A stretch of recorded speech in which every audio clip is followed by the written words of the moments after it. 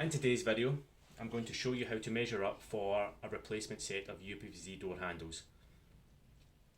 The first size is the size between the two fixing screws. These should be found internally for security reasons. Sometimes the top screw can be above the lever, it can also be below the lever. Simply take your size between the top screw and the bottom screw. Here we have 211mm.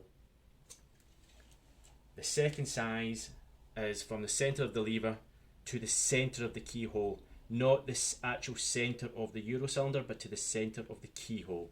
So from the centre of the lever to the centre of the keyhole, we have 92mm, which is quite common.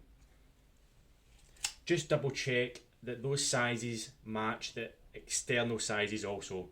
In some occasions, you could have a lever pad handle which steps slightly. If you have any questions, drop us an email in the link below with your sizes and we'll try and help you locate the handle that you require. Thank you.